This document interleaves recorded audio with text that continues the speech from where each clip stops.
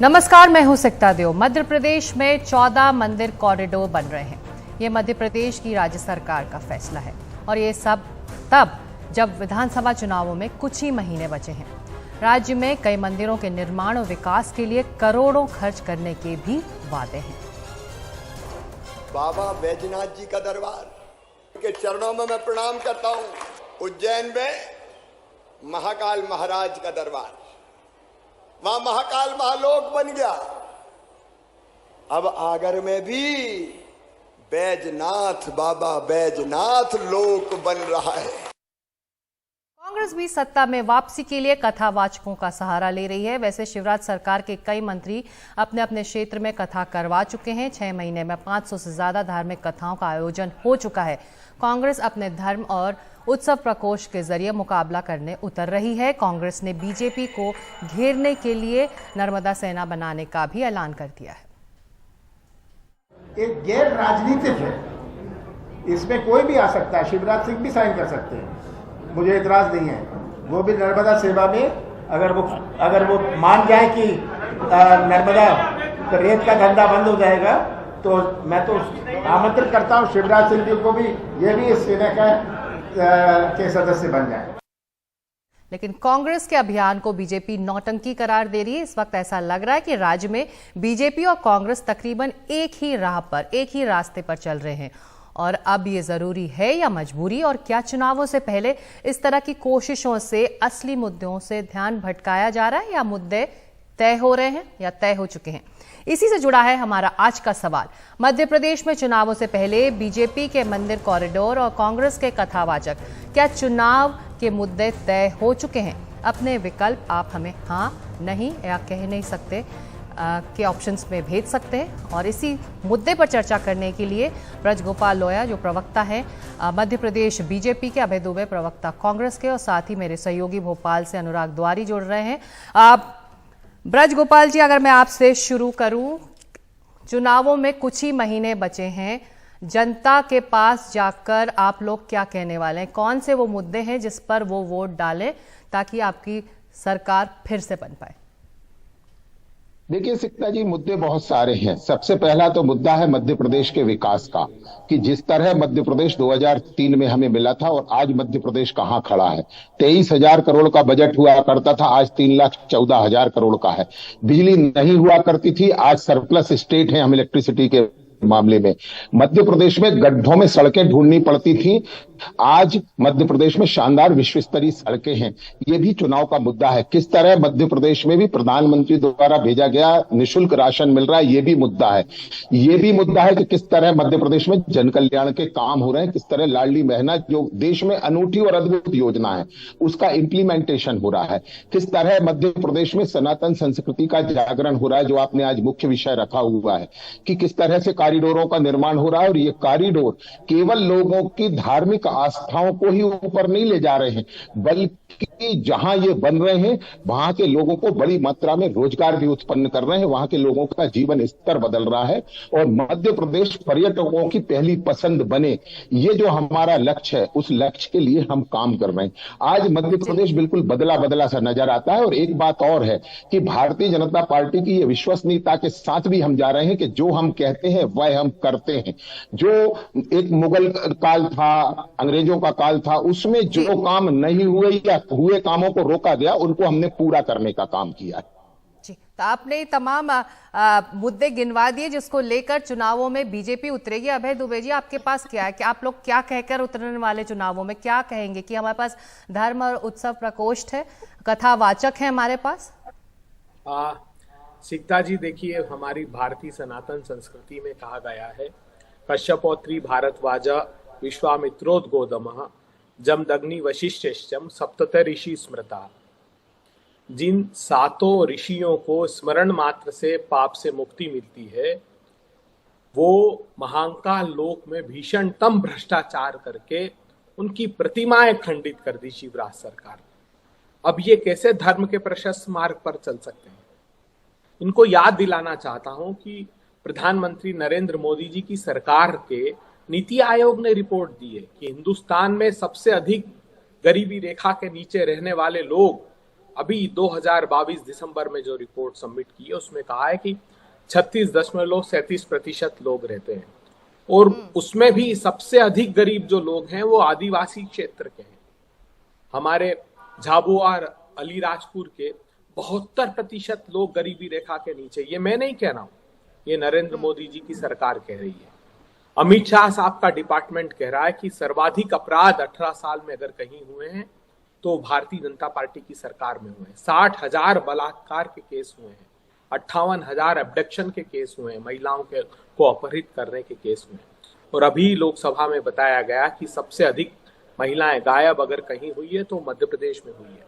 4,22,000 करोड़ रुपए का कर्ज मध्य प्रदेश पे है, अर्थात 52,000 रुपए प्रति व्यक्ति कर्ज में डुबो दिया भारतीय जनता पार्टी की सरकार ने। एक तरफ भारतीय जनता पार्टी की ये सरकार है और दूसरी तरफ 15 महीने का कमलनाथ सरकार का शासन है, जहां पर 27 लाख किसानों का कर्ज माफ किया गया, जहां पर माफिया मुक्ति अभियान चलाया गया, वो चाहे शराब माफिया हो, चाहे रेत माफिया हो, चाहे भूमि माफिया हो, माफियाओं से मुक्ति का अभियान चलाया गया।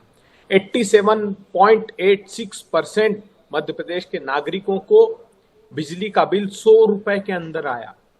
तो इस प्रतिशत के प्रति प्रेरित जनता ये प्रतिबिंबित करती है कि फिर से कमलनाथ जी को मुख्यमंत्री मध्य प्रदेश का होना चाहिए। क्यों? क्योंकि हमने तय किया है कि मध्य प्रदेश की बेटियों को 1,500 रुपए हम प्रति माह देंगे। मध्य प्रदेश के किसानों के करीब 27 लाख किसानों के 5 हार्स पावर तक के बिजली का जो उनका कनेक्शन है वो मुफ्त दिया जाएगा, ताकि इनपुट कॉस्ट हम कम कर सकें। जो मोदी सरकार, आप कह रहे हैं कि महिलाओं के मुद्दे, किसानों के मुद्दे और जो आर्थिक मोर्चे पर राज्य सरकार की आप कह रहे हैं कांग्रेस के हिसाब से नाकामी रही है, लेकिन अनुराग, आप ग्राउंड रिपोर्ट्स लगातार हम तक पहुंचा रहे हैं और जो मुद्दे दोनों पार्टियों ने इस वक्त गिनवाए हैं, क्या जनता के बीच जाकर ये दोनों पार्टियां ये मुद्दा उठा रही हैं? देखिए, बहुत मज़ेदार बात है। मेरे अभिन्न मित्र दुबे जी और लोया जी जो बातें कह रहे हैं, लोया जी ने जो सबसे पहली बात शुरू की वो सीधे 2003 से तुलना करते हैं। वो पिछली सरकार के अपने कामकाज से, क्योंकि लगभग 20 साल से बीच में कमलनाथ जी का 15 महीने का शासन छोड़ दीजिए तो बीजेपी सत्ता में रही है, लेकिन आज भी वो 2003 की ही बात करते हैं। जब पूरे देश में अगर आपको तुलना करनी है तो फिर पूरे देश में कीजिए कि पूरे देश में इस दौरान अलग अलग राज्यों में क्या हुआ है। बहरहाल, दूसरी तरफ दुबे जी बार बार कह रहे हैं कि राज्य में 4 लाख करोड़ से ज्यादा का कर्ज हो गया है, जबकि आर्थिक सर्वेक्षण उसको लगभग 3,35,000 करोड़ के आसपास बता रहा है। लेकिन इसके बाद वो भी बता रहे हैं कि कैसे सत्ता में आने पर नारी सम्मान योजना में 1,500 रुपए देंगे और बिजली का बिल 100 यूनिट तक हाफ और फिर माफ होगा, रसोई गैस के सिलेंडर 500 रुपए में दिए जाएंगे। तो दोनों मित्रों से यही पूछना है कि क्या इसके लिए पैसा नहीं लगेगा? क्या इसके लिए राज्य में जो आम आदमी आज कर्जदार बना है उस पर कर्जे का बोझ और नहीं बढ़ेगा?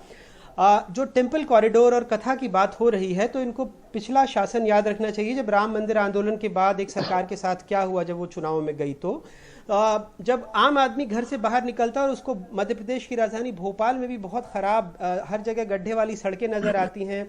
जब वो कुछ ग्रामीण और कस्बाई इलाकों में जाता है, राजधानी में भी रहता है, तो जब बिजली कटौती होती है। कल ही शहडोल से एक तस्वीर आई थी जब मध्य प्रदेश में बहुत सारे सीएम राइजिंग स्कूल खोलने की बात आ रही है, तो स्कूल में, माध्यमिक स्कूल में बच्चे छाता लेकर क्लास के अंदर बैठे हैं क्योंकि छत इतनी खराब है।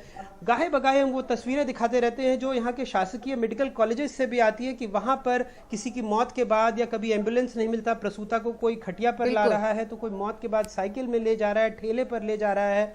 क्या ये प्रगति है 20 साल के शासन में? और क्या इसकी वजह से आप 2003 से तुलना करेंगे? तो लोया जी एक बार चलिए, ब्रिज गोपाल जी इस पर जवाब देना चाह रहे अनुराग, मैं उनको यहाँ पे लाऊंगी। ब्रिज गोपाल जी, आप लगातार, मैं और अनुराग, हम लोगों ने मध्य प्रदेश पर नजर रखी हुई है और हम जानते जब भी हम इलेक्शंस कवर करने जाते हैं तो सड़क, बिजली, पानी मध्य प्रदेश के मुद्दे रहे हैं। ऐसे में आज जब हम ज्यादा साउंड बाइट्स शिवराज सिंह चौहान जी की सुनते हैं कि मंदिर कॉरिडोर बन रहा है या फिर लाडली बहना योजना उन्होंने शुरू की है, जिस पर रिपोर्ट अनुराग खुद कर रहे हैं कि किस तरह से एक्सचेकर पर, जो स्टेट खजाना है, उस पर दबाव बढ़ रहा है, तो ऐसे में जो आम मुद्दे हैं, जो रोजाना के मुद्दे हैं, उस पर बीजेपी या फिर मुख्यमंत्री बात क्यों नहीं कर रहे हैं? देखिए सिक्ता जी, हम ये मानते हैं कि लाडली बहना भी रोजाना का मुद्दा है। जब एक महिला के खाते में 1,000 रुपए आता है तो वो पैसा उसके जितने उपयोग में आता है वो बाजार में आता है। लाडली लक्ष्मी को हम समाज से जुड़ा मुद्दा मानते हैं। हम मुख्यमंत्री कन्यादान विवाह को समाज से जुड़ा मुद्दा मानते हैं। और जो अनुराग जी अभी कह रहे थे कि देखिए, ये हमने कभी दावा नहीं किया अनुराग जी कि हमने मध्य प्रदेश को स्वर्ग बना दिया। नहीं, हमने दावा नहीं किया। हम तो ये दावा करते हैं कि नरक जैसा मध्य प्रदेश दिग्विजय सिंह की सरकार में बन गया था, उसे हमने बहुत बेहतर करने की कोशिश की है, परंतु लक्ष्य बहुत अच्छा करने का है। उस लक्ष्य को हम जाकर लोगों को बता रहे हैं। एक और निवेदन करूं, जो सरकारी खजाने पर बोझ की बात आप कर रहे हैं, अभय दुबे जी कह रहे थे, बहुत विद्वान प्रवक्ता है अभय दुबे जी। आपको मालूम है कि राजस्थान पर 6 लाख करोड़ का कर्ज हो गया, जिसकी आबादी मध्य प्रदेश से 60 लाख कम है। एक और बात मैं बताऊं, 2003 तक आपकी सरकारें थी, तब मध्य प्रदेश के कुल राजस्व का 23% हिस्सा ब्याज के वसूली में जाता था। आज मध्य प्रदेश 17.8% पैसा ब्याज में खर्च कर रहा है।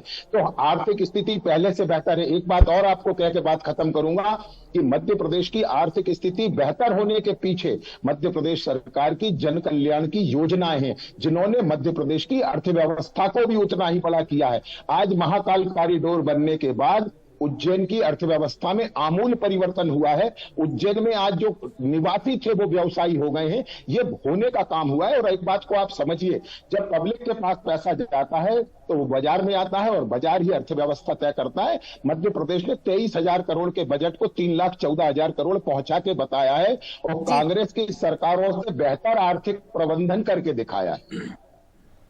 तो अभय जी, ये बताइए कि जो धर्म और उत्सव प्रकोष्ठ, जिसकी शुरुआत में मैंने आपसे सवाल किया था, या फिर धर्म रक्षा यात्रा, हर जिले में धार्मिक और कथा आयोजन, धर्म संवाद कार्यक्रम, सुंदरकांड पाठ, नर्मदा सेवा सेना, बजरंग सेना का अपने मर्ज कराना अपनी पार्टी में, ये सब, इन बातों को तो हम आम तौर पर हम कहते थे कि ये बीजेपी के मुद्दे हैं, बीजेपी इस राह चलती है, कांग्रेस को ये राह क्यों पकड़नी पड़ी है? कमलनाथ जी को क्यों ये बार बार साबित करना पड़ता है कि वो बहुत बड़े हनुमान भक्त हैं? क्या और मुद्दे नहीं हैं इन मुद्दों के अलावा कांग्रेस के पास कि वो बीजेपी से मुकाबला कर सके? सिकता जी, देखिए, अगर अधर्मी सत्ता को हटाना है तो धर्म के प्रशस्त मार्ग पर चलना पड़ेगा। और जैसा कि कहा गया है हमारी सनातन संस्कृति में, राम राज्य की अवधारणा को लेकर कहा गया है कि देहिक देविक भौतिक तापा, राम राज नहीं कहु व्यापा, सब नर चले ही परस्पर प्रीति, चले ही सर्वधर्म निरत श्रुत नीति।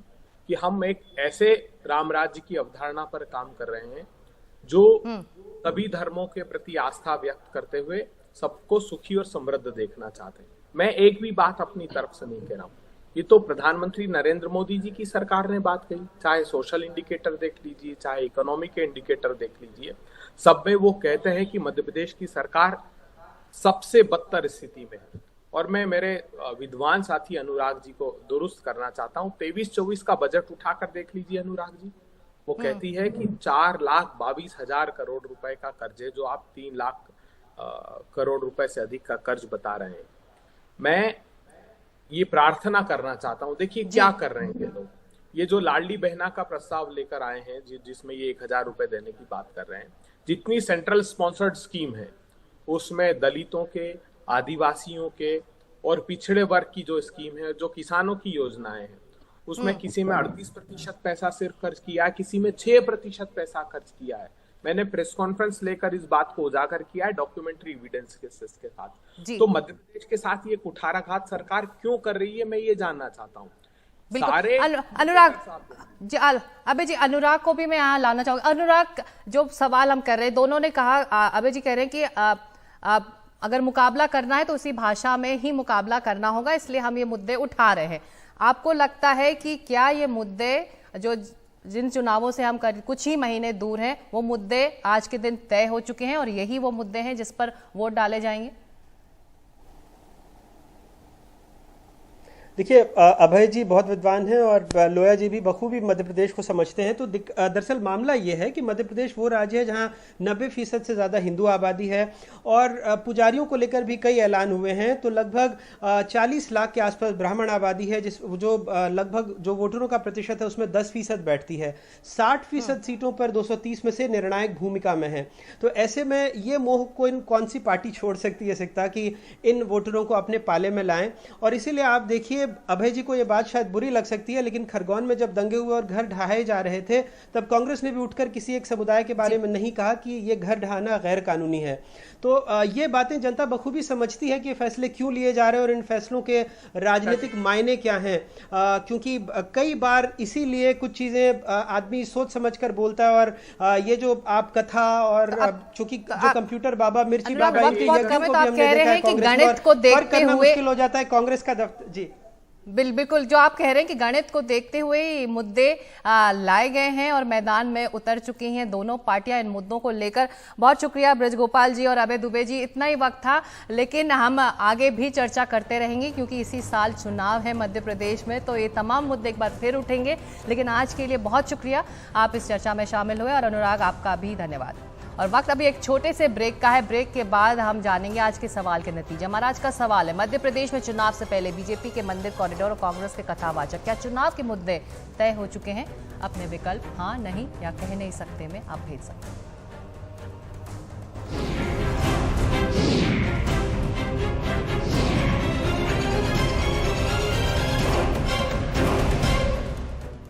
और सच की पड़ताल में आज सच का मीटर। हमारा आज का सवाल था, मध्य प्रदेश में चुनाव से पहले बीजेपी के मंदिर कॉरिडोर और कांग्रेस के कथावाचक, क्या चुनाव के मुद्दे तय हो चुके हैं? 80% लोगों का कहना है हाँ, यानी चुनाव के मुद्दे तय हो चुके हैं। 14% का कहना है कि नहीं, ये चुनावी मुद्दे नहीं हैं, और 6% का मानना है कि वो कुछ इस बारे में कह नहीं सकते। तो आज सच की पड़ताल में इतना ही, लेकिन एनडीटीवी इंडिया में खबरें जारी रहेंगी।